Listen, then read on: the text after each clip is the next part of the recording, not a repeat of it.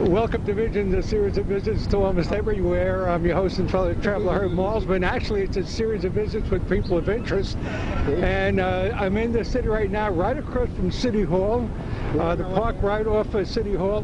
And the cherry blossoms are out. And I'm spending a few days kind of walking around the city looking for pigeon feeders and squirrel feeders. And right now, I found my first pigeon feeder in the park here. What is your name? Ronald. Ronald, you're feeding the pigeons right now. What you feeding? They seem to be. Well, they like the salt and stuff, you know, salty things. They go crazy after the salty pretzels and stuff, you know. Right. See squirrels, and then I give squirrels. They go crazy after sunflower seeds. Right. But mostly you give pigeons, mostly, I say a sparrow, give them parakeet food or something like that. Right. They'll feed, you know? Right. Feed. Ronald, do you share the pretzel, or do you just buy the pretzel for the pigeons? Do you eat some of the pretzel yourself? Yeah, it's good, yeah. Okay. Do you come here every day to feed the pigeons? Are you here pretty much every day? No, once in a blue moon I come. Where else do you go to feed the pigeons? This is something, do you do it pretty much on a daily basis? You can't feed them. You can't, they have this special, they're very, you know, they're very sensitive creatures. You can't overfeed them, you know, because the body's not going to materialize like that. Right. That's what's supposed to I say. Right. So the pigeons eat the salty stuff. What else would you be feeding them? Right now you picked up a pretzel, I guess, at a stand along the street? No, but I don't really feed them at all. I leave them alone, you know. I let them go out for food, you know, scavenger. Right. Do they kind of tell people in New York City not to feed pigeons and squirrels? They're very sensitive, yes. They can easily, if they're overfed, you know, they won't be able to fly, though. Right. Go somewhere, you know. What if a cop comes by? Is there a city ordinance that you should be feeding pigeons? No, I shouldn't. No. The city I don't feed them. They just come up to me. If I drop a feed or something, they come and I get shocked. I say, I better watch around. Yeah, pigeons. Yeah. So in other words, you were just sitting over here. The pigeons came over. You had your your pretzel. So I was eating it, so I dropped the crumb. I said, let me give it to them. They started eating. I don't feed them at all. Right. Only once, say in a year. Right.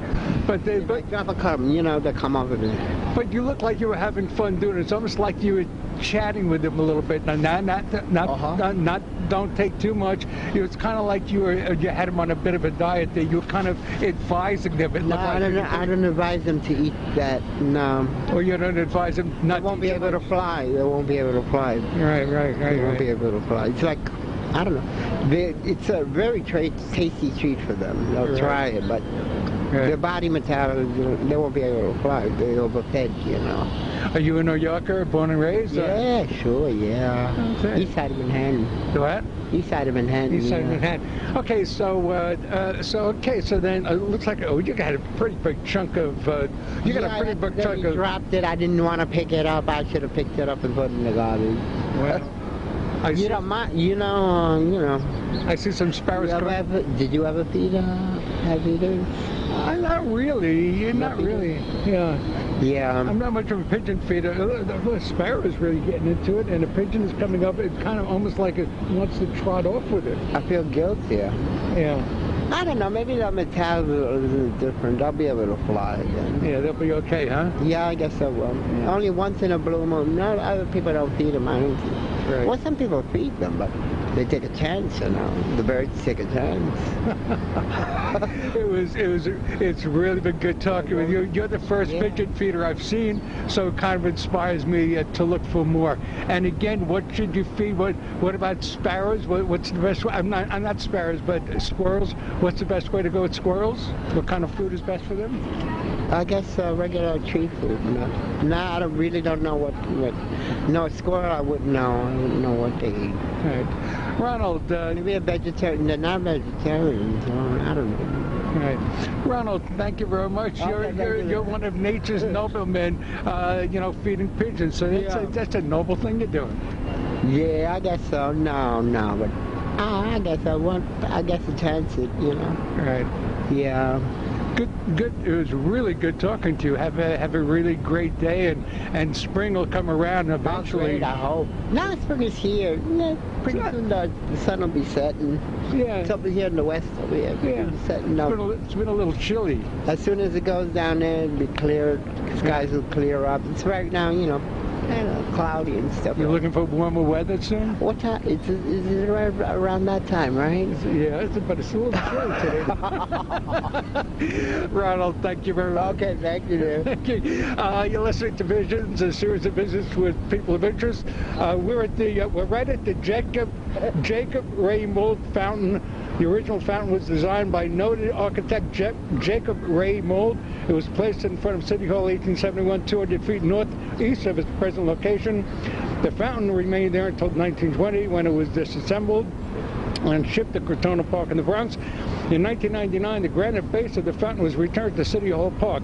Replicas of the centerpiece, ornate bronze candelabra, and flickering gas lamp were crafted from Mould's, M-O-U-L-D's, original designs as part of the park's restoration. So here's where I found Ronald today, at the Jacob Ray, W-R-E-Y, Mould, M-O-U-L-D, fountain. Thank you. Let's shut tape. I am doing tape today. Let's shut tape. We're now outside. We're outside of Starbucks at Murray Street and Church Street, and Starbucks right now. I just happened to be looking at my Facebook page today. Again, this is April 22nd, 2011. It's Earth Day. And on Earth Day, Starbucks, folks, by the time you hear it, it's over. So I guess perhaps Earth Day 2012, they'll do it again. But right now, you bring in a travel mug. You bring in your own travel mug, or you can buy one there, 20% off. And you walk in there with this travel mug, and of all things, a miracle is miraculous as it may seem. Starbucks is giving anybody with a travel mug, either buying one there at a discount or bringing in your own. They're just filling it up coffee. You can't get the lattes and all that, but you can get the regular coffee. I'm going to go for the half calf. And I stopped at because there seems to be Starbucks everywhere in this area. One near J&R Music, on a little further east from here, about 3 blocks east from there, and then there's one on Chambers and West Broadway. That's the one I wanted to do an interview in, because the Starbucks on Chambers and West Broadway at one time was a Greek restaurant. Then the Greek restaurant closed down, and then it became a hot dog stand, Steve's Corner. And I worked at both, one as a waiter and one dishing out hot dogs at Steve's Corner. Now it's a Starbucks. There are 4 or 5 in the immediate area right now. And I went into the one on Chambers Street to want to do an interview with the supervisor. No, they don't do interviews. And then I tried this place on Murray Street and Church Street. No, we don't do interviews. We're not allowed to do in-store interviews. Then I figured, okay, let me kind of stand there and capture some of the aroma and the ambience of the Starbucks coffee shop here. No, you can't do anything inside. So I said, okay, how about I stand outside? How about I stand outside and do a piece about Starbucks, the promotion? Because I really didn't want to. I wanted to give him sort of like a little boost, because you don't get a lot of free coffee. I mean, that's it. It's all day just walking with your travel mug, and Starbucks coffee. They're celebrating the 40th anniversary. It sounds like a commercial, what it isn't. But I really didn't want to help them celebrate and kind of give them the props for this Earth Day thing. And I guess it has to do with not using paper products. I guess you can't. I try to walk in with a friend of mine who's not on Facebook. A friend of mine. I said, Jack, we got to have coffee. I was coming here from Brooklyn anyway to have a cup of coffee. I said, Jack, I'm going to buy you a cup of coffee.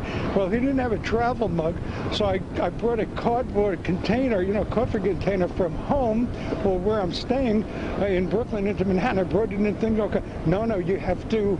It's got to be recyclable. It's got to be one of these deals. It's got to be a plastic kind of thing, or a stainless travel mug.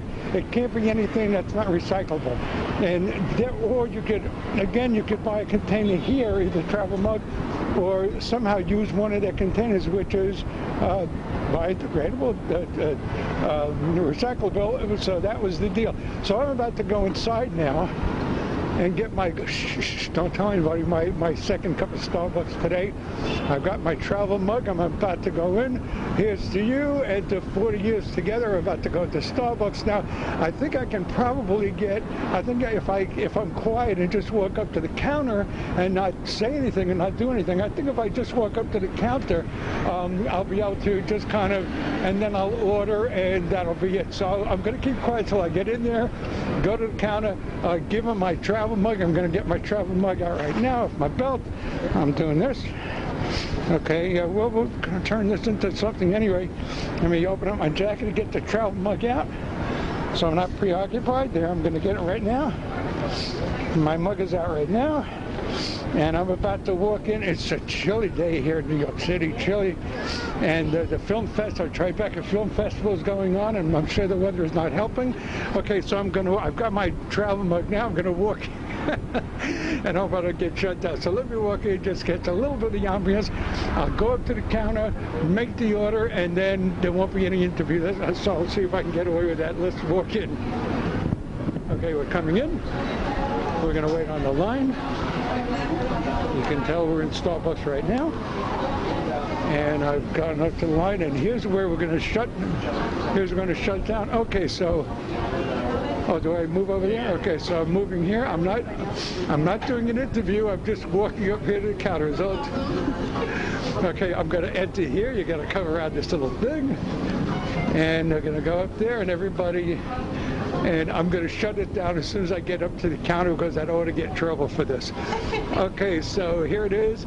You're listening to Visions, a series of visits with people of interest, and here we are at Starbucks for the Earth Day free coffee. Let's jump. Just an observation here. I didn't even bother asking Starbucks. We're at the third Starbucks. This is the first place I had my coffee today, the free Earth Day coffee. We're at Broadway and Park Place right there, right on the corner, and looking right at Theater Alley, right here, Pace University, Brooklyn Bridge, and we're on Beekman Street, actually, Beekman Street off Broadway, downtown, and waiting online to use the bathroom. I mean, you got a huge line here waiting to use the bathroom here. I don't know if it's a men's and ladies' room or a combination or unisex, but this is a huge line, and I thought it had something to do with the fact that they're giving away all this coffee today. You know, it's going to generate more for the bathroom, and we're just waiting online. I mean, it must be a good movie in there. And so I'm kind of standing over here, and I just asked one of the baristas, is this because of the free coffee? He says, no, this is normally a line. So there's a huge line at Starbucks coffee, and I guess that kind of follows suit with coffee, decaf and all that. So that's what's happening over here.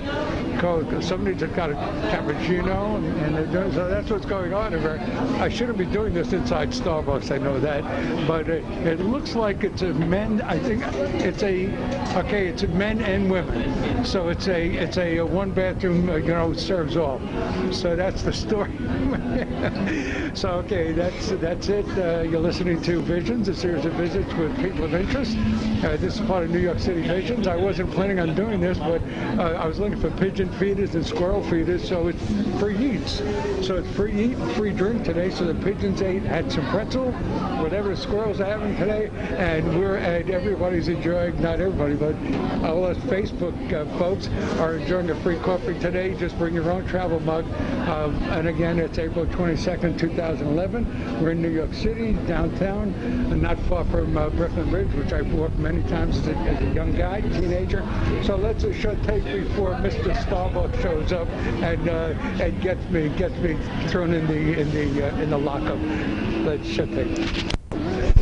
Back on the edge for just a moment, and still on the line, the bathroom line. We're with Shelley Bloom, and Shelley is standing behind me. She's right behind me, but we've made a deal. I would get to speak to her, and I would give her my place online. So that's what's happening. Shelley, what do you think? This is crazy. I'm just amazed at how many people are here today. I usually do come to this Starbucks, but this is the bathroom line is horrendous. I mean, I'm gonna take a picture of this just for Facebook.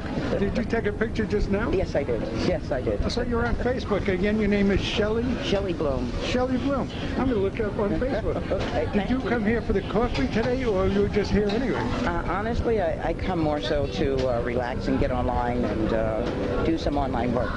Well, but did you know about the Facebook coffee today? No, I honestly didn't. I had no idea. Do you have a travel mug with you? No, I have a Starbucks mug. I had some tea a little earlier. Some of the pretzel yourself? Yeah, it's good, yeah. Okay. Do you come here every day to feed the pigeons? Are you here pretty much every day?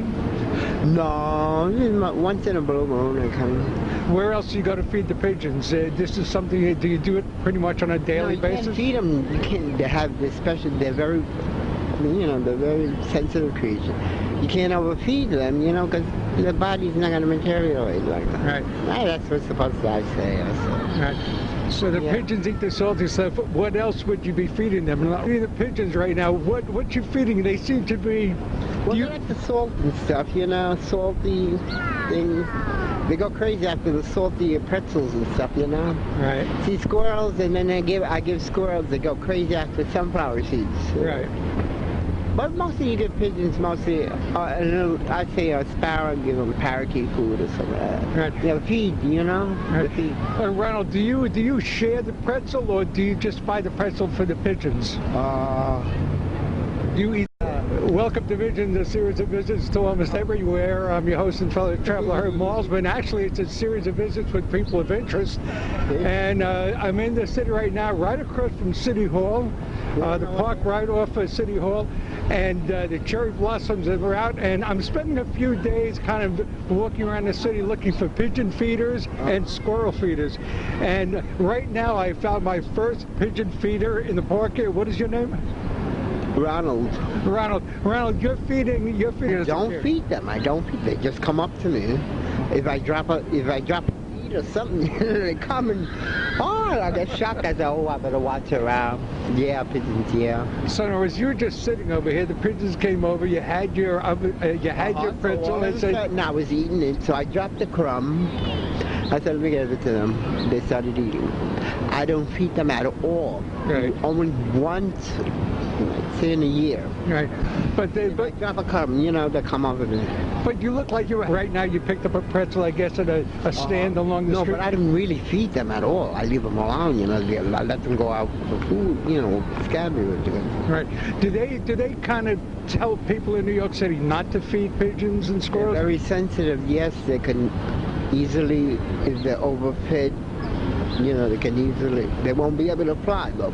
Right. Go somewhere, What if a cop comes by? Is there a city ordinance that you should be feeding pigeons? No, I shouldn't. No. The city